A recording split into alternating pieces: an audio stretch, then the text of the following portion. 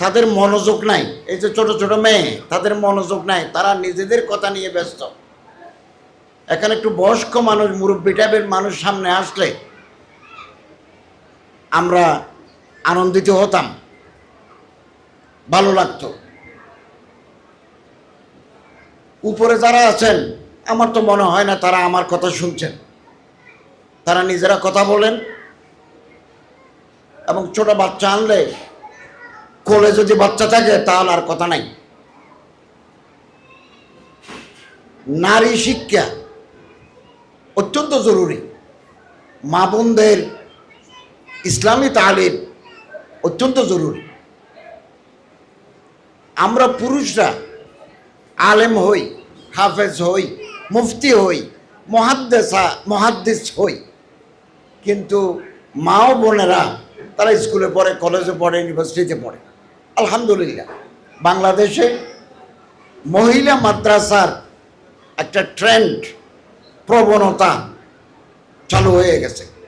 আমি লালমনিরহাটে একটা বড় মাদ্রাসা দেখে আসছি। আমি আপনাদের খেদমতে একটা আরজ করব।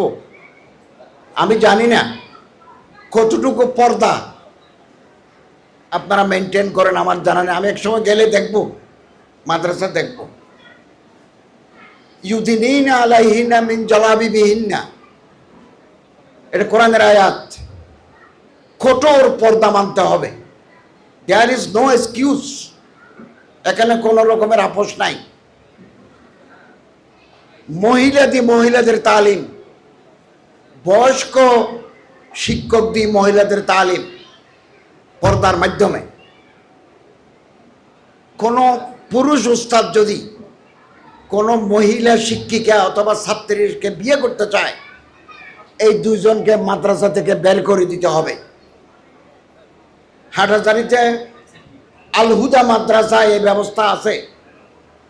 একজন শিক্ষক একজন ছাত্রীকে পছন্দ করেছেন, বিয়ে হয়ে গেছে, দুজনকে বের করে দিতে হবে, না হলে মাদ্রাসার পরিবেশ নষ্ট হয়ে যাবে।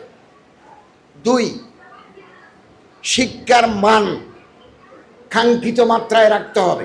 খুব ভালো টিচার রাখতে হবে, কোয়ালিফাইড টিচার। এখন লেখাপড়া জানা লোক কম। আমি 2 বছর আন্তর্জাতিক ইসলামী বিশ্ববিদ্যালয়ে শিক্ষকতা করেছি। 26 বছর ওমরগঞ্জ এমএস কলেজে প্রফেসরি করেছি। যিনি মাদ্রাসায় আমি 4 বছর কাজ করেছি। আমার জানা আছে। লেখাপড়া জানা লোক কম। ভালো টিচারকে ভালো বেতন দিতে হয়। আপনারা এই মাদ্রাসায় ভালো শিক্ষক, ভালো শিক্ষিকা রাখবেন, বেতন দিই, কোয়ালিফাইড পাবেন। একটা সিগা যদি বলতে না পারে, তাহলে আপনার এই মাদ্রাসা করে লাভ কি? Quality education must be ensured. উন্নত মানের শিক্ষা আপনাকে দিতে হবে। দেখবেন জায়গা দিতে পারবেন না। এখন তো আপনাদের মাদ্রাসা লুজিং কালচার, ভর্তুকি চালাতে হয়। আপনি যদি কোয়ালিটি এডুকেশন এনশিওর করতে পারেন, জায়গা দিতে পারবেন না, এরকম করে আসবে, পঙ্গপালের মতো স্টুডেন্ট আসবে। এবং আলেমদের মধ্যে একটা অংশ সব সময় মহিলা মাদ্রাসার বিরোধিতা করেছেন। কারণ আছে, এই মেয়েরা নাজুক সিনফ, এদের কথা ভালো লাগে, এদের আচরণ ভালো লাগে, কালো বোরকার বাইরেও ভালো লাগে তাদের। এটা মানসিক প্রবণতা, দোষ নয়। অতএব শক্ত চরিত্রের মানুষ যদি মাদ্রাসার পরিচালক না হয়, বিপদ আসবে। আগুন নিয়ে খেলা, আমি বারবার কথা বলি, আগুন নিয়ে খেলা। আগুনকে চুলের ভিতর রেখে যদি নিয়ন্ত্রণ করতে পারেন, আপনি গোশত, মাছ, তরকারি, বিরিয়ানি পাক করতে পারবেন। আগুন যদি ঘরের উপরে উঠে, ছালে উঠে, ঘর বাড়ি পাড়া শেষ শেষ। আমি এ কথাগুলো অভিজ্ঞতার আলোকে বলছি। জানেবাইন আল ফাইলুল মফুলা বিহি, রাজি থাকলে আপনি কিছু করতে পারবেন একমাত্র আল্লাহর শাস্তি ছাড়া। এগুলো মহিলা মাদ্রাসা হয়, বালক মাদ্রাসা হয়, স্কুলে হয়, কলেজে হয়, ইউনিভার্সিটিতে হয়।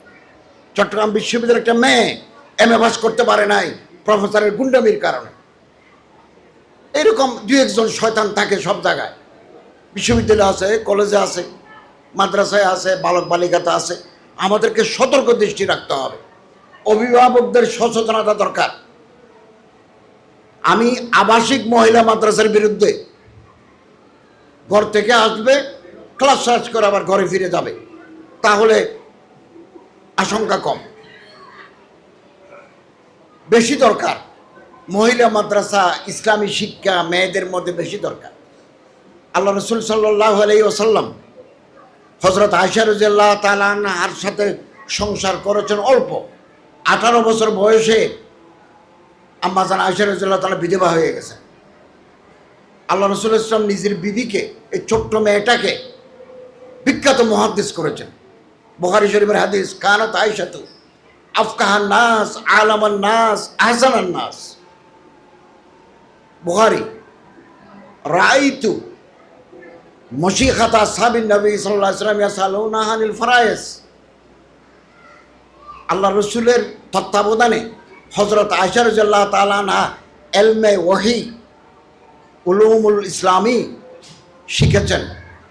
হাদিসের বর্ণনাকারী বলছেন, আল্লাহর কসম, যে খোদার হাতে আমার জান প্রাণ, আমি নিজের চোখে দেখেছি বড় বড় সাহাবায়ে কেরাম হযরত আয়েশার কাছে এসে ইলমুল ফারায়েস, উত্তরাধিকার আইন, যেটাকে ইংরেজিতে বলে দি ল অফ সাকসেশন, বাবা মারা গেলে, মা মারা গেলে সম্পত্তি কোথায় কোথায় যাবে, এই যে উত্তরাধিকার আইন সম্পর্কে জানার জন্য বড় বড় সাহাবায়ে কেরামরা পর্দার আড়ালে লাইন ধরতেন। আমাদের আরেকটা মা হযরত উম্মে সালামা, উম্মে হাফসা, হযরত হাফসা বিনতে ওমর। আমি হাফসা বিনতে ওমরের উপর জীবনী লিখেছি এনসাইক্লোপিডিয়াতে। হযরত শিফা নামে একটা মেয়ে লোককে লজিং রাখছিলেন হাতের লেখা সুন্দর করার জন্য। Hand writing is essential for every student. হাতের লেখা, আরবি হোক, বাংলা হোক, ইংরেজি হোক, পরীক্ষা ভালো নম্বর আনে, হাতের লেখা সুন্দর হলে প্রশংসিত হয়। হাতের লেখা সুন্দর করার জন্য শিফা নামে একজন মেয়েকে আল্লাহ রসুল মদিনার ঘরে বলছিলেন যে তুমি নির্ধারিত সময়ে এসে আমার বিবিকে হাতের লেখা পরিষ্কার করবে।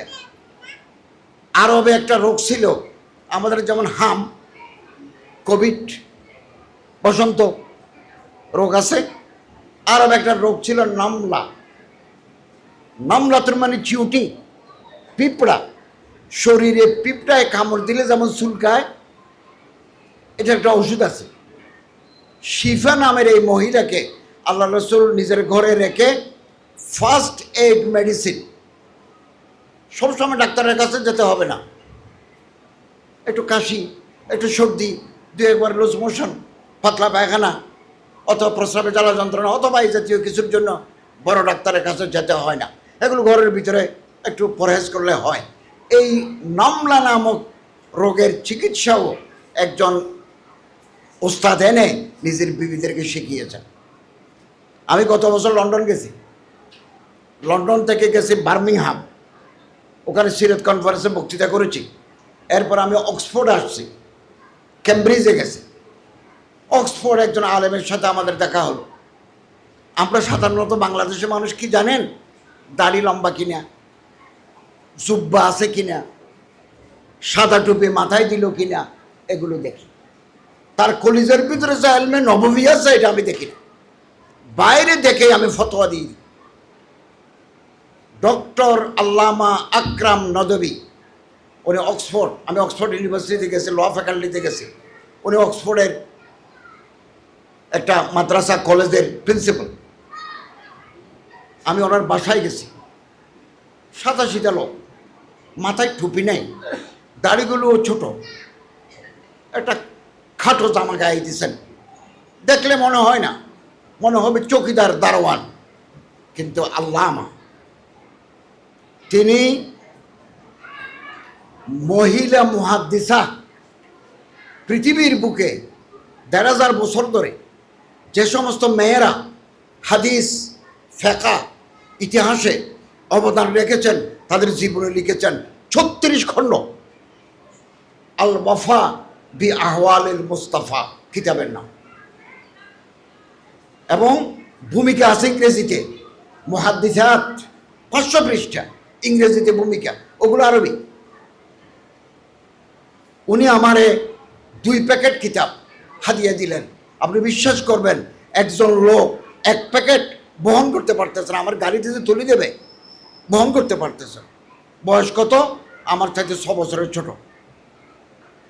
আমি জিজ্ঞাসা করলাম, আপনি লিখেন কখন? তিনি বললেন, আমি কোনো অনুষ্ঠানে প্রধান অতিথি, বিশেষ অতিথি হয়ে যাই না, আমি কোনো বিয়ের অনুষ্ঠানে যাই না, সরকার আমাকে অনেক সময় ডাকে, আমি যাই না, আমি আমার কাজ নিয়ে ব্যস্ত।